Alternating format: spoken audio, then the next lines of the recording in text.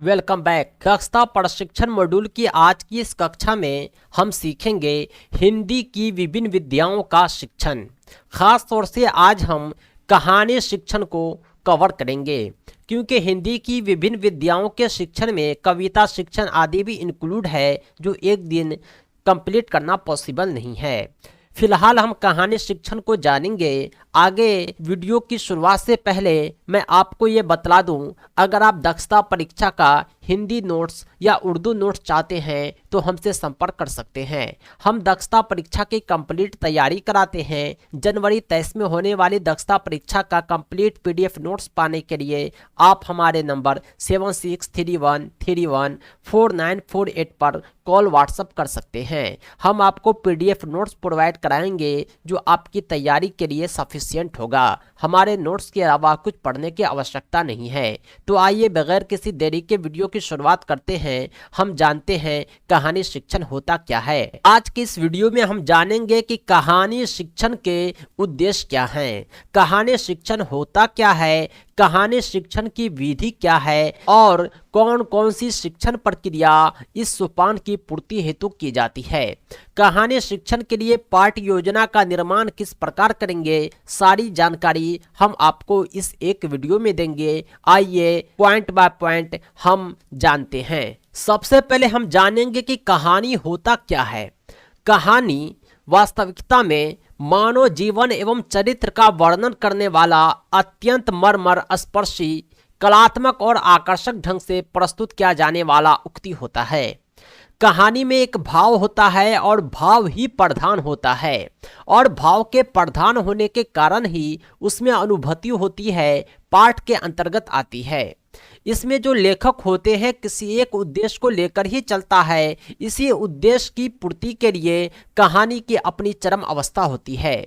यानी कहानी में किसी एक उद्देश्य पर इस प्रकार से लेखक जो लिखता है कि उसमें एक अलग भाव होता है, कलात्मक होता है, आकर्षकता होता है। इस उद्देश्य की प्राप्ति के लिए ही कहानी को लिखा जाता है और ये काफी मोटिवेट भी करता है। आइए हम जानते हैं कहानी शिक्षण के उद्देश्य क्या हैं।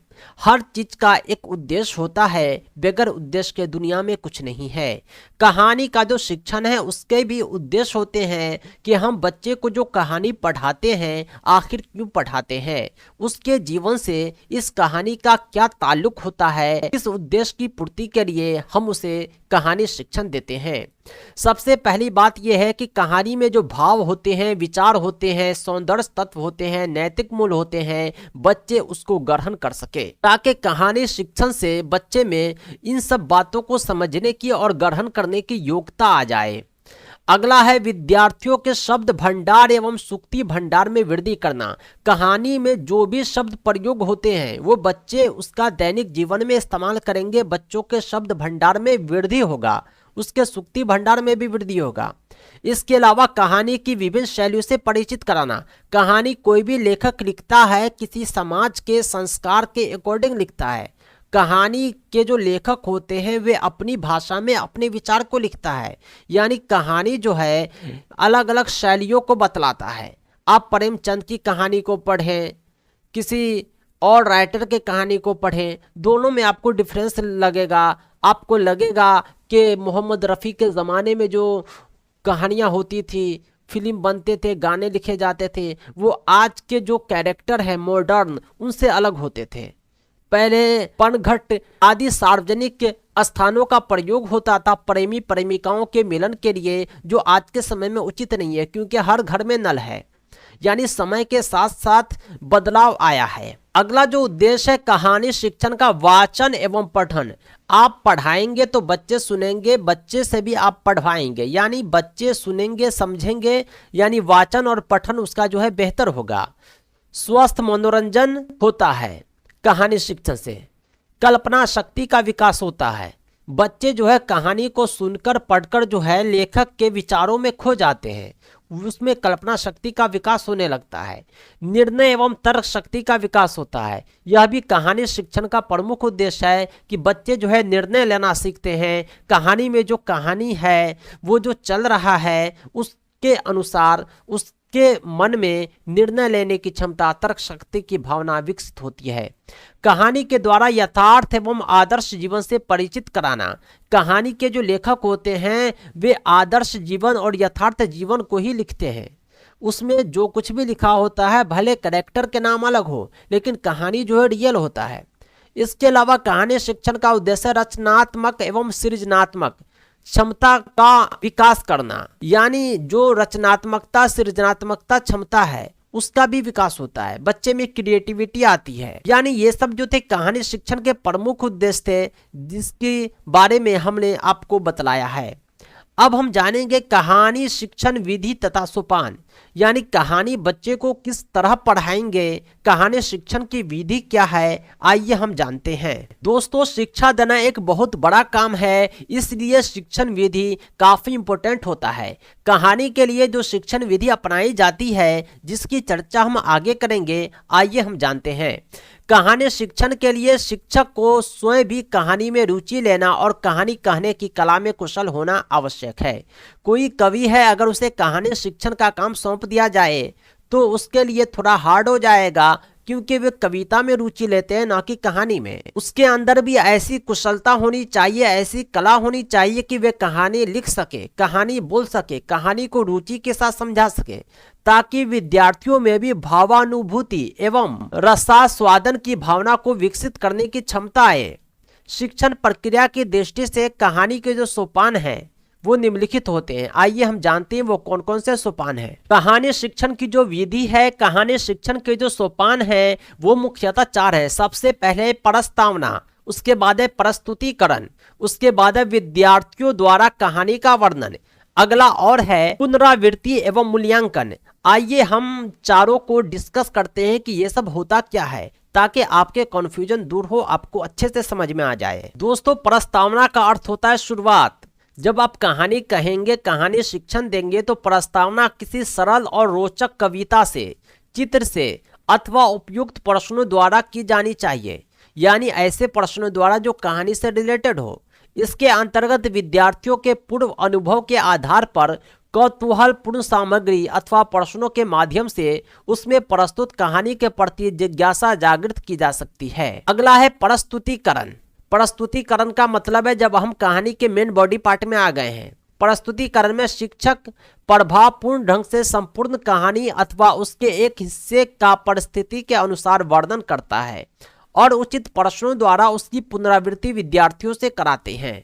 यदि कहानी एक से अधिक खंडों में पढ़ाई जा रही हो तो एक खंडों को पढ़ाने के बाद कथा सूत्रों को आगे बढ़ाने के लिए कुछ प्रश्न पूछे। कहानी के मार्मिक स्थलों की व्याख्या और चरित्र चित्रण संबंधी प्रश्न भी प्रस्तुतिकरण के अंतर्गत ही पूछे जाने चाहिए। यानी जब आप कहानी पढ़ा रहे हैं तो कहानी का जो मेन बॉडी पार्ट है उसे अच्छे से समझाना है, पार्ट बाय पार्ट समझाना है, बच्चों के पूर्व अनुभव को ध्यान में रखना है और उससे प्रश्न भी पूछना है। इसके अंतर्गत जो है बच्चों से वही प्रश्न पूछे जाने चाहिए जो कहानी के मार्मिक स्थलों, चरित्र चित्रण आदि से संबंधित हो। कहानी के बाहर के प्रश्न हम नहीं पूछेंगे, ठीक है। प्रस्तुतिकरण के बाद का जो पार्ट है वो है विद्यार्थियों द्वारा कहानी का वर्णन। कहानी में हमने बच्चे को जो पढ़ाया है, विद्यार्थी पूरी कहानी को संक्षेप में वर्णन करेंगे अपनी भाषा में। अगर कहानी लंबी हो तो एक विद्यार्थियों को यह कार्य न सौंपकर हम छोटे छोटे अंशों में अलग अलग विद्यार्थियों से उसका संक्षेप करवाएंगे। इससे विद्यार्थियों में क्या होगा कि प्रस्तुत करने की क्षमता का विकास होगा और कहानी जो है विद्यार्थी अच्छे से वर्णन कर पाएंगे। अगला आता है पुनरावृत्ति एवं मूल्यांकन। बच्चों के वर्णन करने के बाद आप उसकी पुनरावृत्ति करें और मूल्यांकन करें। बच्चे ने क्या समझा, क्या सीखा, इसके बारे में जाने। अगर कुछ छूट रह जाती है तो बच्चे को आप समझाएं। आइए हम आपको पाठ योजना का सोपान दिखाते हैं। कहानी शिक्षण का होता क्या है। दोस्तों, कहानी शिक्षण आधारित पाठ योजना का ये सोपान है। ये चीज जो है आपको बोर्ड पर भी लिख देनी चाहिए और पाठ्यटिका में तो लिखा ही जाता है। आप कौन सा विषय पढ़ा रहे हो, उसका शीर्षक क्या है, कौन सी कक्षा को पढ़ा रहे हैं, कितने समय की घंटी है, इसका उद्देश्य क्या है। इसके बाद कहानी शिक्षण उस कहानी का पाठ के आधार पर जो सारांश है आपको छोटे अक्षरों में यानी टुकड़े करके यहाँ पर लिख देना है। पूरी कहानी नहीं लिखना है बल्कि उसका संक्षेप लिखना है, यानी कहानी का 1/3 हिस्सा मैक्सिमम, उससे ज्यादा नहीं लिखना है। इसके अलावा खास तौर से जो लिखा जाता है वो है पूर्व ज्ञान पाठ से जुड़े कुछ प्रश्न। आप बच्चे से पूर्व ज्ञान से संबंधित, पूर्व पाठ से संबंधित प्रश्न पूछेंगे, उन्हें भी लिखना है। आपने क्या प्रश्न पूछा?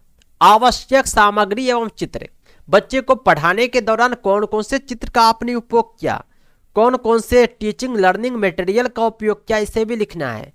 प्रस्तावना यानी शुरुआत आपने कैसे की, उद्देश्य, प्रस्तुतिकरण।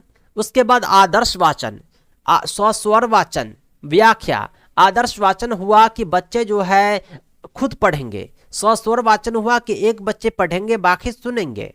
इस तरह जो है तरीका अपनाते हुए आप जो है बच्चे को पढ़ाएंगे, कहानी शिक्षण देंगे।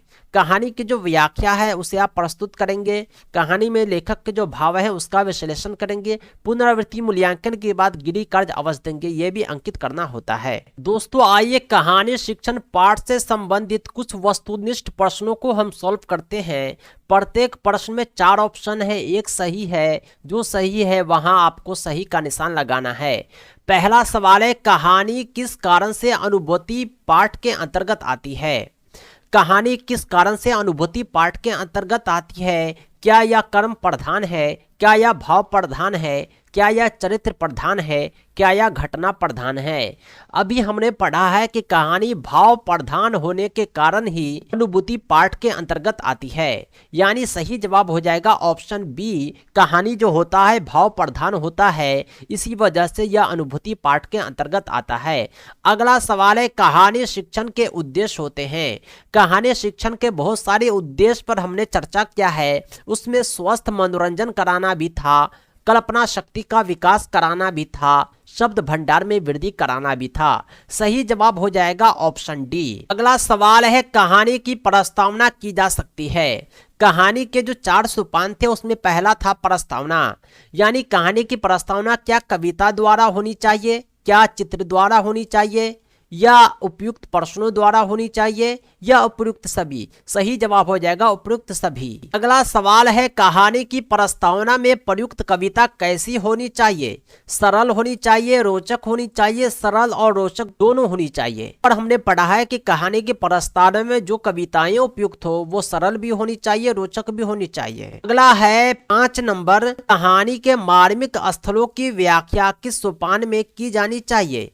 पुनरावृत्ति में, प्रस्तावना में, प्रस्तुतिकरण में, मूल्यांकन में। सही जवाब हो जाएगा प्रस्तुतिकरण में। कहानी के मार्मिक स्थलों की व्याख्या हम प्रस्तुतिकरण सोपान में करेंगे। अगला सवाल है 6 नंबर, विद्यार्थी किसी कारणवश छूटे गए अंशों को समझ सकते हैं। प्रस्तावना द्वारा, प्रस्तुति द्वारा, पुनरावृत्ति द्वारा, इनमें से कोई नहीं। अगर विद्यार्थी कोई अंश को नहीं समझेंगे तो पुनरावृत्ति में उसे समझा दिया जाएगा। पुनरावृत्ति का अर्थ ही होता है दोहराना। आपने जो पढ़ाया है उसे रिवाइज कराएं ताकि किसी कारणवश कोई बच्चे समझ नहीं पाए हों या छूट गए हों तो उसकी पुनरावृत्ति हो जाए। नेक्स्ट क्वेश्चन है और लास्ट क्वेश्चन है, प्रस्तुतिकरण का सही क्रम क्या हो सकता है? पहले आदर्श वाचन होता है, उसके बाद स्वस्वर वाचन होता है, उसके बाद व्याख्या होती है, उसके बाद भाव विश्लेषण होता है। सही क्रम यही है और इसी का उपयोग कहानी शिक्षण में किया जाता है। दोस्तों ये थे कहानी शिक्षण, उनके उद्देश्य और संबंधित वस्तुनिष्ठ प्रश्न। अगर आप दक्षता परीक्षा की तैयारी कर रहे हैं तो कंप्लीट पीडीएफ नोट्स के लिए आप हमसे जरूर संपर्क करें। हमारा संपर्क सूत्र है 7631314948। इस नंबर पर आप कॉल भी कर सकते हैं, व्हाट्सएप भी। अभी दक्षता प्रशिक्षण मॉड्यूल से हम आपको शिक्षा दे रहे थे। अगर आप कंप्लीट दक्षता प्रशिक्षण मॉड्यूल का पीडीएफ नोट्स चाहते हैं, इसमें जो भी प्रश्न हैं सभी के आंसर पीडीएफ में प्राप्त करना चाहते हैं तो आप हमसे संपर्क कर सकते हैं। व्हाट्सएप के माध्यम से हम संपूर्ण अध्ययन सामग्री उपलब्ध कराते हैं। हमारे चैनल पर दक्षता परीक्षा के अलावा टेट सीटेट और दूसरे टीचिंग एग्जाम की भी तैयारी होती है। आप हमारी वेबसाइट www.teacherahmed.com को जरूर विजिट करें। Thanks for watching.